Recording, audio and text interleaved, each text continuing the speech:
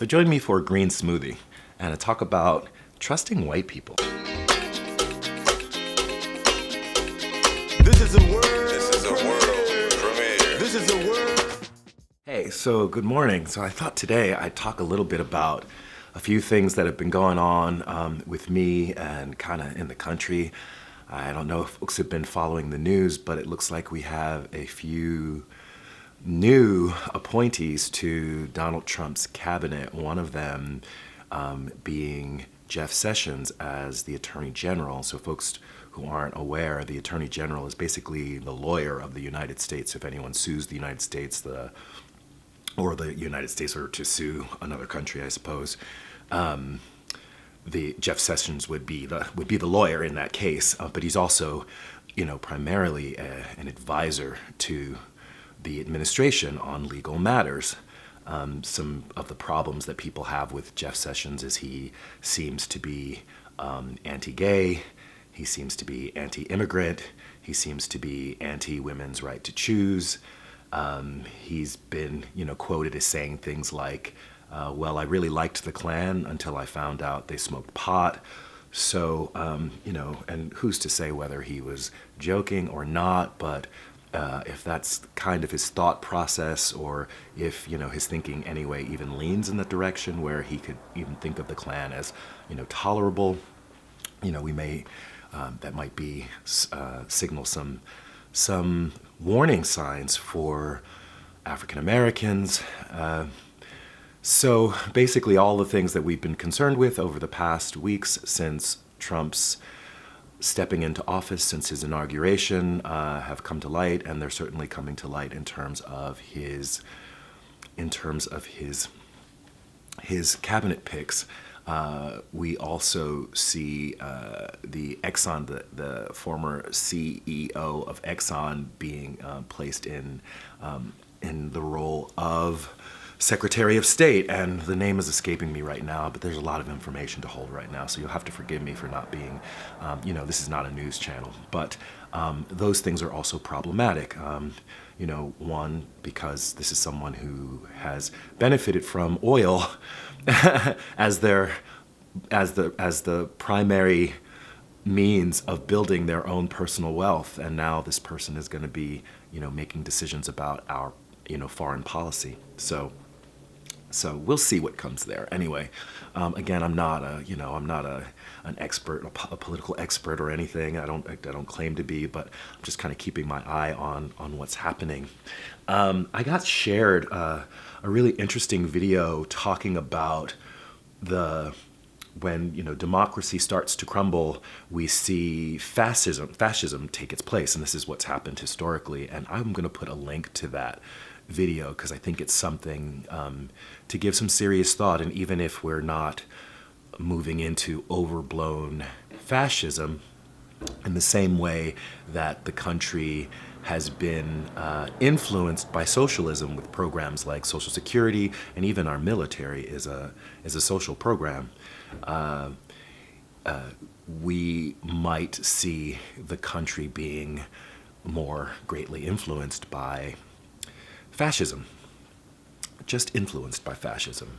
That's not to say that we would not move towards just a fascist, an openly fascist government when we see the commander-in-chief making all of these, passing all of these executive orders, and when we see him using language with our Congress saying, let's go nuclear if we don't get our way.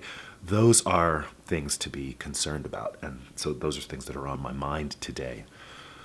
I've had an interesting couple of days. I've been vlogging, but I've not really been able to get through a day of vlogging. One, our running has been screwed up because there's been ice on the roads, and there aren't lights. There aren't really street lights in Detroit on most of the streets. So you're running in pitch black. We go out at 6 o'clock in the morning, and we're running in pitch black, and not being able to see the roads is just dangerous, and that means also cars can't, the chances of a car spinning out of control and hitting one of us. So we've not been able to do our runs, although we did go out. It just was not possible to run the way that we wanted to, and we ran out of time.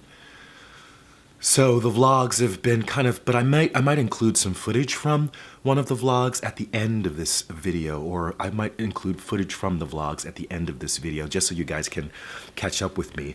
But just to, in brief, I got to hang out with Tawana Petty, who I made a video about, and I'll include some links. I'll get better about including like links in those little information pull downs or what have you.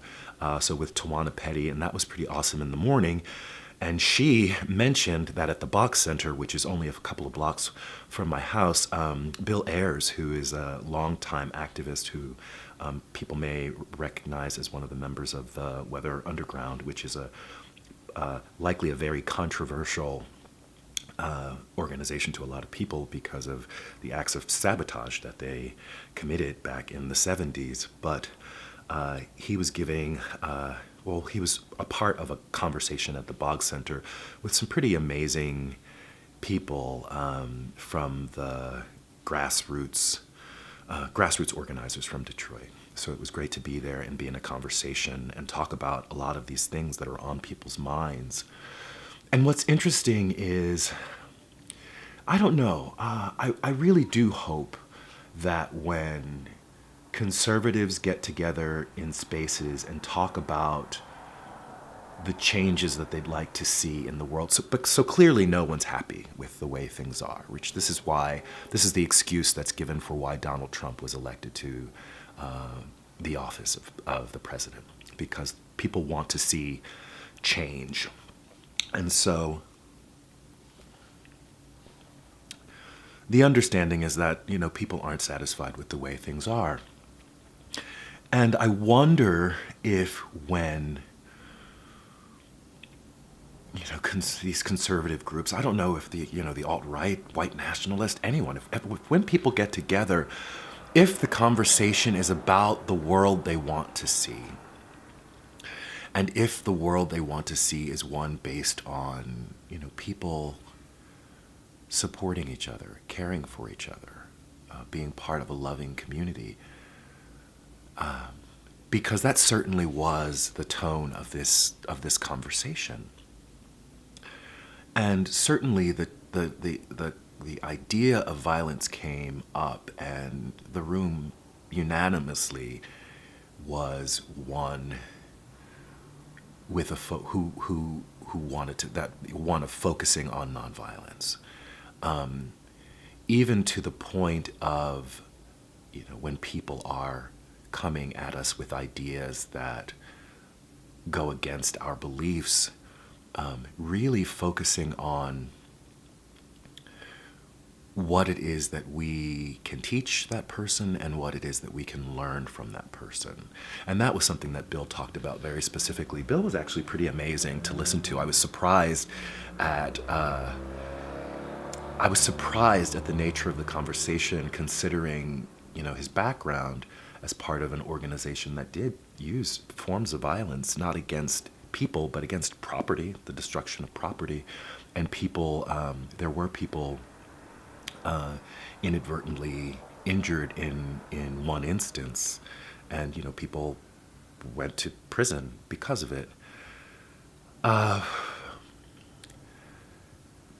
The focus of the discussion was really on what our primary action should be, and the first primary action was love of self and looking at love of self as a radical act. And I'm not talking about just looking out for yourself, but really thinking about what is key to one's own long-term self-interest, like care of the planet and one's health and education, those things. So being able to say, to speak for one's needs and to speak for one's humanity as key. And something else that wasn't, there was no hierarchy in this, but he talked about the need to come together in your community with people that people that you don't know, maybe everyone on your block, maybe everyone in your building if you live in a building, but really getting together with your neighbors. And you can call it a weekly potluck or a monthly potluck, or you could call it, whatever you want to call it, a mixer, whatever you want to call a gathering, whatever it is. I hope it's vegan, but whatever it is that you want to have with your neighbors, bringing people together and really getting to know them and to learn about what their desires are, which is not very different than what I've talked about in my past organizing for beginners videos, and I'll link to those as well. But really coming to understandings about what it is that we value, not so much focusing on the things that frighten us, not so much focusing on the things that we don't want to see, but really painting a portrait of the future that we'd like to see.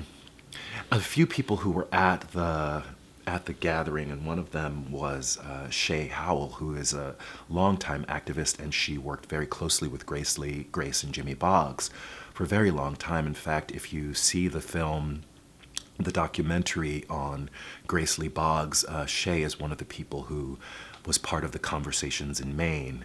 I'll also link to the documentary, or at least a trailer for the documentary. So Shay was confronted. She went to Washington with a group of 5 from the Boggs Center for the inauguration. And while they were in Washington, they met with a lot of Trump supporters, obviously not in formal gatherings, but, just at restaurants. The city was overrun with people who were either there for the Women's March or people who were there for the inaugurations or there to protest the inauguration. And in one conversation, they were speaking to a pair of individuals who were there to support Donald Trump, and that person, asked, what was it that they wanted? What was it that they wanted? And Shay said, "We want a society where people care for each other." And I thought, how elegant and simple a response. Because I don't know if that's part of the rhetoric that we use either, on the left or on the right. And I really don't necessarily like to talk about in those stratifying terms, because I don't think we are really that different. I think we often believe a lot of the same things. The question is, who do we consider part of our moral community? So when we talk about the betterment of society, there are people that are intentionally excluded. But when we are talking about those who are included, I think we want a lot of the same things. And then I think it might have actually been in the reverse. I think what might have been asked first was, I think the people from the Boggs Center asked one of the Trump supporters what they wanted. And the first thing that the person said was jobs, which is, I guess, a great thing to want. But this person had already revealed that they were so committed to supporting Donald Trump that they had paid for a group to come to Washington for the inauguration. So this was a person who had some disposable wealth, who was, saying that what they wanted was jobs. And I then start to think, is that based on their own experience, or is that based on rhetoric? And how is that individual's situation going to be improved by real quality jobs and a real overhaul of the American economy, if they're already in a position where they can afford to bring a group of people to Washington, D.C.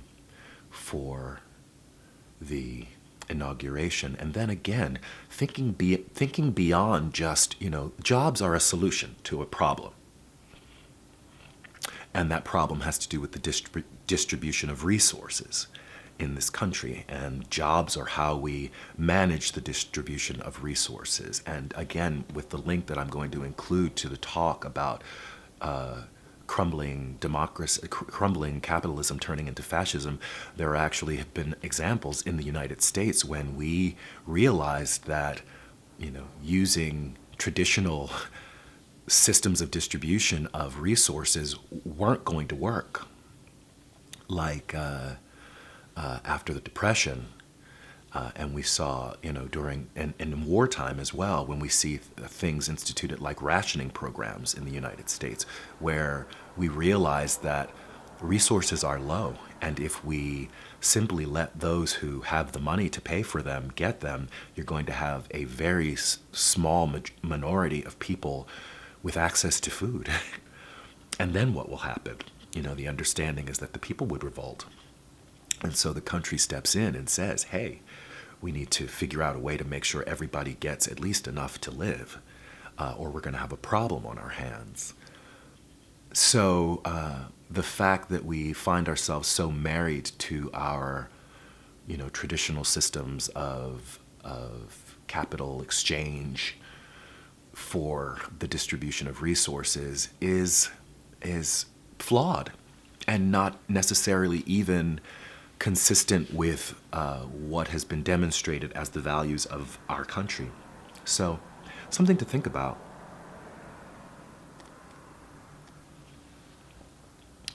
But one theme kept coming up in the conversation, and that was the idea that all of us aren't able to engage in dialogues with those who may be on the other side of the table, for the same reason I spoke of before. Who is included in the moral community to begin with? And if you're someone who's not included in the moral community, how can you be expected to have a dialogue with someone who doesn't recognize your humanity or your right to live? And the question was not really addressed. And I think it's something that is very difficult because it was a diverse group, whatever that means. There were people of different backgrounds and definitely of different phenotypes, people who would be identified as white, people who would be identified as non-white for whatever reasons. And from many different economic levels. You had young people, you had elders who were present, you had people from the religious community, you had people who were very secular, you had people representing the LGBTQIA plus community. So you had a lot of people in that room who could have addressed how do we communicate, how do we have dialogue with people who don't even recognize our humanity? And no one really had an answer for that.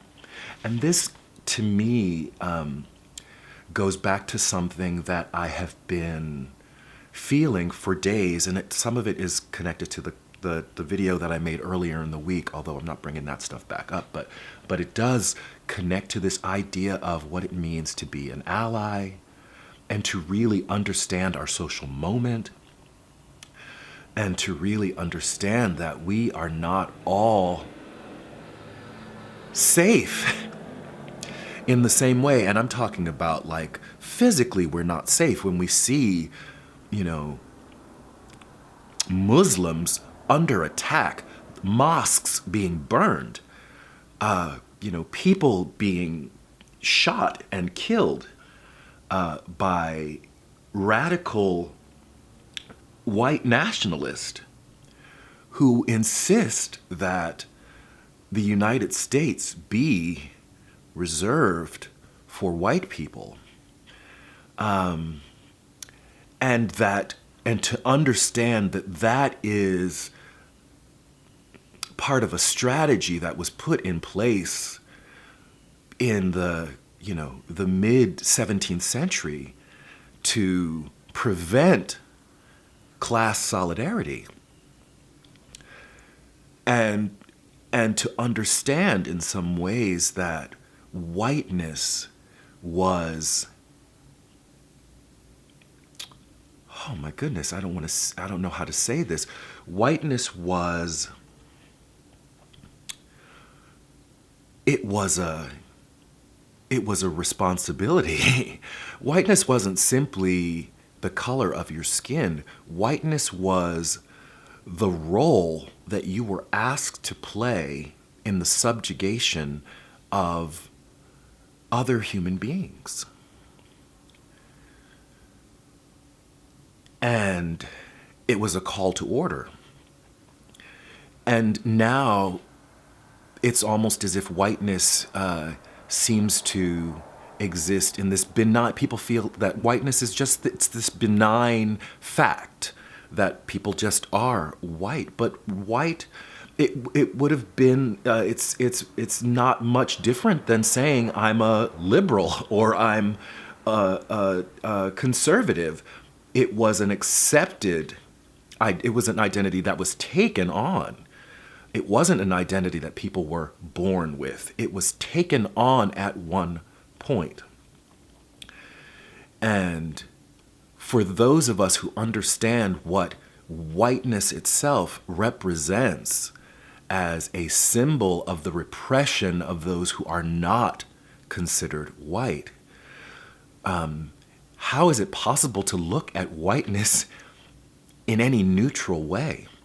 And to look at those who have not really considered their whiteness for what it was intended to be. And when we talk about what it was intended to be, we can't avoid that conversation because we talk about how other institutions, when they were created, what they were intended for. You know, the fact that the United States was intended for white people. If we can talk about that, then we have to talk about whiteness as well.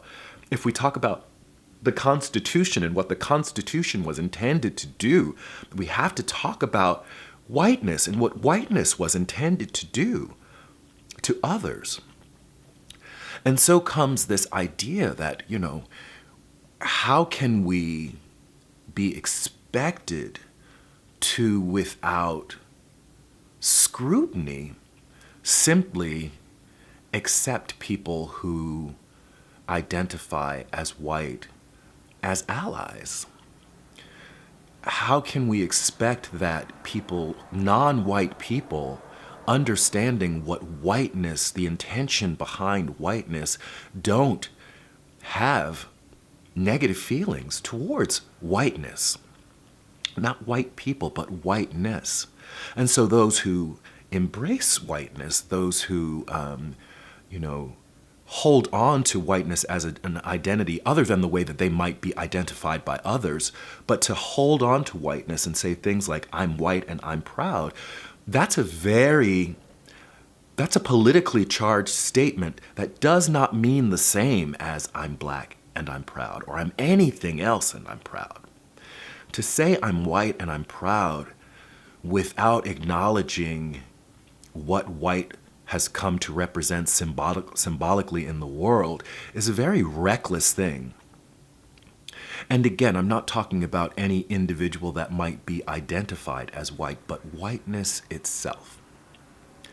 Whiteness itself in the abstract as the idea, as an ideology, because along with whiteness comes an ideology about whiteness, that, as whiteness was being constructed, along with it came the idea of white superiority, white supremacy. So to embrace whiteness without considering that along with whiteness comes the notion of white superiority seems to me a very foolish thing. Ignorant, just ignorant. And so to have, hatred, to have resentment directed towards whiteness as an institution and those who embrace whiteness, proudly as their identity, or those who simply can be identified as white, doesn't seem very irrational. And then you add to that the behavior of white people since the development of whiteness. So we can really only talk about white people since 1780, right? When we first see whiteness introduced into policies and laws in the United States, in the colonial, the continental colonial Americas, before the country was even got its independence. So, throughout that history, we have seen, in accepting whiteness as this position of superiority over Africans, that was a betrayal of those Africans who had been allies, who had been not simply allies, but they were one class and had class solidarity, and that created a division in the poor class, the working class, the laboring classes in the continental colonial Americas. And so that was, the kind of the first betrayal, because they didn't have to say yes. It probably would have led to, some brutality against them, but they could have also have fought that brutality because they were the majority. There were far more of them than there were of the ruling class. And then we saw after the end of slavery, there was there was Reconstruction that might have happened in the South, where we might have seen a distribution of resources in the South in a way that was fair to those former slaves, but we did not see that. We saw slaves freed with no place to go and no prospects, and in an environment that was hostile towards them, and the United States doing very little to protect those newly freed Africans. And so there was, another huge betrayal of Africans in favor of whites. And this is, we're talking here at, moving towards the turn of the century from the 19th century into the 20th century. And then in the 20th century, we see, brutality against former slaves and Africans in the United States throughout well into the 20th century, and not seeing real protections for Africans until late into the 60s. And so again, we see that blacks are being sold down the river by whites. And we can see it now. I think most clearly we see it in terms of, not now, because now things are different. Now the gloves are off and we see it all, right? But, in recent years, in the past 20 years at least, in terms of education, where we've seen the dismantling of public education and whites taking their children out of public schools and placing them in charter schools. And so we see blacks left again to fend for themselves. We saw it with, housing policies, right? So again and again throughout, the history of the United States into the present, we see whites acting in their own self-interest, leaving non-whites out in the cold. And so we really have to question, what evidence is there that whites will ever become part of a true fight for the liberation of all of us against the tyranny of capitalism? When will we see that? And so, again, I'm left with, what is it that white people, or people who identify or can be identified as white, what do they expect from non-whites? What is the great act of generosity that they are expecting from non-whites in order to simply be able to just start loving and trusting freely, a group that has shown itself as acting in solidarity in its own self-interest against the interest of non-whites. And now we see that happening quite blatantly with, immigration policies. We see it happening with policing in African communities, and so it's not as if whites can't get together, can't organize, because we saw that in the Women's March. We saw that it's possible for whites to pull themselves together and work and make a stance against the system, but it seems really only in their own self-interest. So that's the question that I want to leave you all with. What is it that whites expect from non-whites in terms of acceptance, trust, solidarity, when historically we have not yet seen that from whites? Yes, I hope that you can understand that I'm coming to you today in the spirit of real love and wanting to see healing in the world, and understanding that if we can't have these conversations, if we can't understand what is expected, what we expect of each other, and what we hope for from each other, and what I hope for is the best from all of us, we are not going to make it through this. We're not going to make it through these very challenging times, certainly not the next 1,400 plus days that we expect to see Donald Trump continuing to strip us of our liberties. I've taken almost not a sip of this, but let's bring this all to a close. That's it for this video. Like it if you like it. Share, comment, subscribe. This is Reg signing off. Love yourself. Peace. And I love myself. The world is a ghetto, big guns and dick inside.